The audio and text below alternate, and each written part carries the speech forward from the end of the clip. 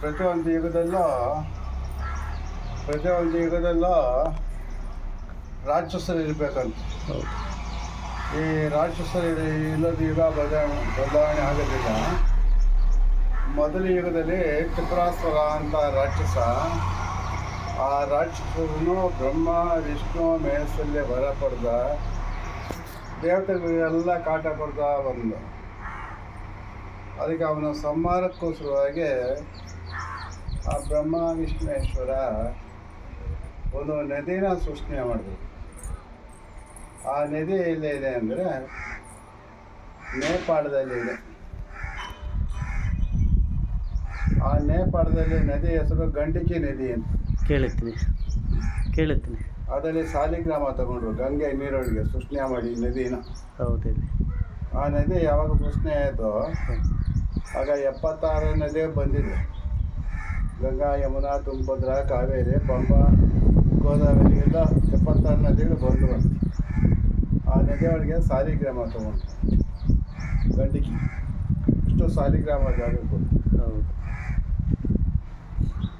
ತಿರುಮೂರ್ತಿಗಳು ಚಕ್ರ ಹಾಕಿ ಆ ಚಕ್ರದ ಮೇಲೆ ಸಾಲಿಗ್ರಾಮದಿಂದ ಅದು ಎಷ್ಟು ಬೇಕೋ ಅಷ್ಟು ಗಣೇಶನ ಬೆಳೆಸಿ ಆ ವಿನಾಯಕನಿಗೆ ಅಂಗಗಳೆಲ್ಲ ಆಕಾರ ಕೊಟ್ಟಿದ್ದು ಬ್ರಹ್ಮ ವಿಷ್ಣು ಮಹೇಶ್ವರ. ಅದಕ್ಕೆ ಈ ಸ್ಥಾನ ತ್ರಿಮೂರ್ತಿಗಳು ಕೂಡಿ ಆ ತ್ರಿಪುರಾಸುರನ ಸಂಹಾರ ಆದ ಮೇಲೆ ಆ ವಿನಾಯಕ ಸ್ವಾಮಿನ ಪ್ರತಿಷ್ಠೆ ಮಾಡಿದ್ರು ಸಾಲಿಗ್ರಾಮದಿಂದ ಬೆಳೆಸಿ. ಅದಕ್ಕೆ ಈ ಜಾಗ ಕೂಟಾದ್ರಿ ಅಂತ ಹೆಸರು.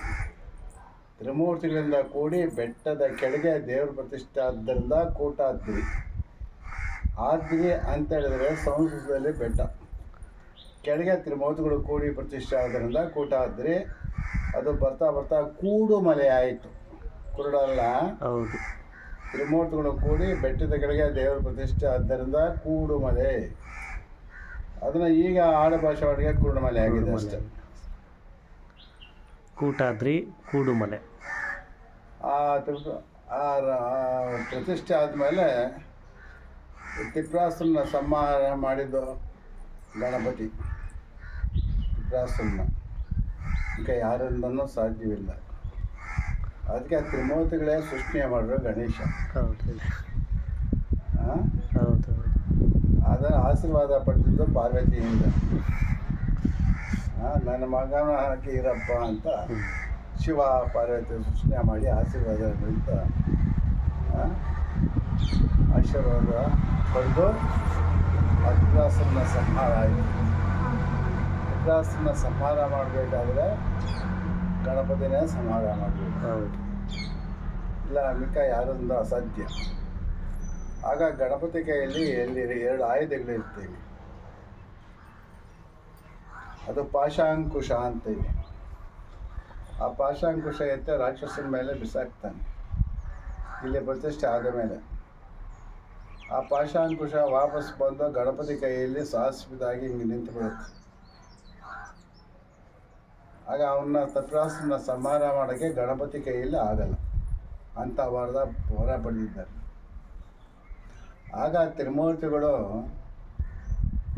ವರಗಳು ಕೇಳುವಾಗ ತ್ರಿಪುರಾಸುರನ ಎಲ್ಲ ವರನೂ ಕೊಟ್ಟು ಅವನಿಗೆ ಒಂದು ವರ ಮರು ಕೊಟ್ಟಿರ್ತಾರೆ, ಮರೆತು ಹೋಗುವಂಥದ್ದು ತ್ರಿಪುರಾಸುರನಿಗೆ. ಅದು ಗಣಪತಿಗೆ ಗೊತ್ತು. ಅವನ್ನ ಸಂಹಾರ ಆಗಬೇಕಾದ್ರೆ ತನ್ನ ಮೈನಲ್ಲಿರುವ ಅಂಗಗಳಿಂದ ಮೂಳೆಯಿಂದ ಸಂಹಾರ ಆಗಬೇಕು. ಅದಕ್ಕೆ ಅವನು ಗಣಪತಿ ತನ್ನ ಶಕ್ತಿನ ಅಂದರೆ ಬಲಭಾಗದಲ್ಲಿ ದಂತಕ್ಕೆ ಆವಾಹನೆ ಮಾಡಿ ದಂತ ಮುರಿದು ಬಿಸಾಕ್ತಾನಂತೆ. ಆಗ ದಂತ ಹೋಗಿ ರಾಕ್ಷಸನ ಸಂಹಾರ ಮಾಡಿ ಆ ದಂತ ವಾಪಸ್ ಬಂದು ಆಯುಧವಾಗಿ ಗಣಪತಿ ಕೈಯಲ್ಲಿ ನಿಂತು ಬಿಡುತ್ತೆ. ಅದಕ್ಕೆ ಗಣೇಶನಿಗೆ ಒಂದು ದಂತ ಮುರಿದಿರೋದು ಕಾರಣ ಅದು ಬಲಗಡೆ. ಹೌದು. ಅದಕ್ಕೆ ಏಕದಂತ ಉಪಾಸನೆ. ಆ ರಾಕ್ಷಸನ ಸಂಹಾರ ಆದಮೇಲೆ ಆ ತ್ರಿಪುರಾಸುರನಿಗೆ ಎಲ್ಲೇ ಹೋಗೋದಕ್ಕೆ ದಾರಿ ಇಲ್ಲ. ಆಗ ಓಡಿ ಬಂದು ಗಣಪತಿ ಪಾದ ಹಿಡ್ಕೊಂಡ. ತ್ರಿಮೂರ್ತಿಗಳಿಂದ ವರ ಪಡೆದ ಎಲ್ಲ ದೇವತೆಗಳಿಗೂ ಕಾಟ ಕೊಟ್ಟಿದ್ದೇನೆ. ಇನ್ನು ಮುಂದೆ ನಾನು ಎಲ್ಲೋ ಹೋಗಲ್ಲ, ನಿಮ್ಮ ಪಾದ ಸೇವೆ ಮಾಡಿಕೊಂಡು ನಿಮ್ಮ ಮುಂದೆ ಇರ್ತೀನಿ. ಆಗ ತ್ರಿಪುರಾಸ ರಾಕ್ಷಸನಿಗೆ ಗಣಪತಿ ವರ ಕೊಟ್ಟ, ನೀನು ಯಾವಾಗೂ ನನಗೆ ಮೂಷಕನಾಗಿರು. ಓಹೋ, ಹೌದು, ವಾಹನ. ತ್ರಿಪುರಾಸನೇ ಮೂಷಕ ಆಗಿದ್ದು. ಆ ರಾಕ್ಷಸ ತ್ರಿಪುರಾಸ ರಾಕ್ಷಸನೇ ಮೂಷಕನಾಗಿ ಗಣೇಶನಿಗೆ ವಾಹನ ಮಾಡ್ಕೊಂಡ್ಬಿಟ್ಟ ಗಣಪತಿ ತ್ರಿಪುರಾಸನ ಸಂಹಾರ ಆದಮೇಲೆ. ಆಗ ಅವನು ಎಲ್ಲಿ ಹೋಗೋದಕ್ಕೂ ದಾರಿ ಇಲ್ಲ. ಆಗ ತ್ರಿಪುರಾಸನ ಯಾವಾಗ ವಾಹನ ಮಾಡಿಕೊಂಡು ಆಗ ತ್ರಿಮೂರ್ತಿಗಳು ತ್ರಿಪುರಾಸನಿಗೆ ವರ ಕೊಟ್ಟಿದ್ದೀವಿ, ನೀನು ಸಂಹಾರ ಮಾಡಿದ್ದೀಯಪ್ಪ, ನಿನ್ನ ಕೈயிಲ್ಲಿಂದ ವಾಹನ ಮಾಡ್ಕೊಂಡಿದ್ದೀಯ, ಎಷ್ಟು ಯುಗ ಬಂದರೂ ಸಹ ನೆನೆದೇ ಪೂಜೆ ಮಾಡಬಾರ್ದು, ಅಗ್ರ ಪೂಜೆ ನನಗೆ ಅಂತ ತ್ರಿಮೂರ್ತಿಗಳು ಬ್ರಹ್ಮ ವಿಷ್ಣು ಮಹೇಶ್ವರ ಕೃತಿಯುಗದಲ್ಲಿ ಆಶೀರ್ವಾದ ಮಾಡಿಬಿಟ್ರು. ಮೊದಲ ಯುಗದಲ್ಲಿ ಇದು ಕಥೆ ನಡೆದಿರೋದು. ಹೌದು, ಕೃತಿಯುಗದಲ್ಲಿ. ಆಗಲೇ ಯಾವಾಗ ಆಶೀರ್ವಾದ ಮಾಡಿದ್ರು ಅವಾಗೆ ಯುಗ ಔಟ್ ಆಯಿತು. ಯಾವುದೋ ಕೃತಯುಗ. ಹೌದೌದು, ಕೃತಯುಗ. ಕೃತಯುಗದಲ್ಲಿ ತ್ರಿಪುರಾಸನ ಸಂಹಾರ ಆಯಿತು. ಹೌದು, ಅಗ್ರ ಪೂಜೆ ಅಂತ ಮೊದಲ ಪೂಜೆ ಅಂತ ಗಣೇಶ ಅಂದ್ಕೊಂಡ ಕೃತಯುಗ ಔಟ್ ಆಯಿತು. ಅಂದರೆ ಗಣೇಶನಿಗೆ ಮೊದಲು ಪೂಜೆ ಸ್ಟಾರ್ಟ್ ಆದ ತಕ್ಷಣ ಕೃತಯುಗ ಮುಗಿಯಿತು. ಓಕೆ, ಆಶೀರ್ವಾದ ಯಾವಾಗ ಅಂದ್ಕೊಂಡು ಅವಾಗ ಕೃತಯುಗ ಮುಗೀತು. ಹೌದು. ಆಮೇಲೆ ತ್ರೇತಾಯುಗದಲ್ಲಿ ರಾವಣಾಸುರ ಕುಂಭಕರ್ಣಾದಿಗಳು. ಓಹೋ, ಆಗ ವಿಷ್ಣು ರಾಮಾವತಾರ. ಹೌದು, ವಿಷ್ಣು. ರಾವಣಾಸುರನ ಸಂಹಾರ ಆದಮೇಲೆ ಯುಗ ಮುಗೀತು. ರಾವಣನ ಸಂಹಾರ ಆದಮೇಲೆ. ರಾವಣಾಸುರನ. ಓಕೆ, ರಾಮ ಲಕ್ಷ್ಮಣರು. ಹೌದು, ತ್ರೇತಾಯುಗ ಮುಗೀತು. ಅದು ಮುಗಿಯಿತು. ದ್ವಾಪರೀಗ ಕೃಷ್ಣಂದು ಕೃಷ್ಣಾವತಾರ. ಕೌರವರು ರಾಕ್ಷಸರು. ಹೌದು, ಕೌರವರೆಲ್ಲ ರಾಕ್ಷಸರು, ಪಾಂಡವರೆಲ್ಲ ದೇವರುಗಳು. ದೇವತಾ ಪಂಚಪಾಂಡವರು ದೇವತಾ ದೃಷ್ಟಿ ಅವಳಿಗೆ. ಹೌದು.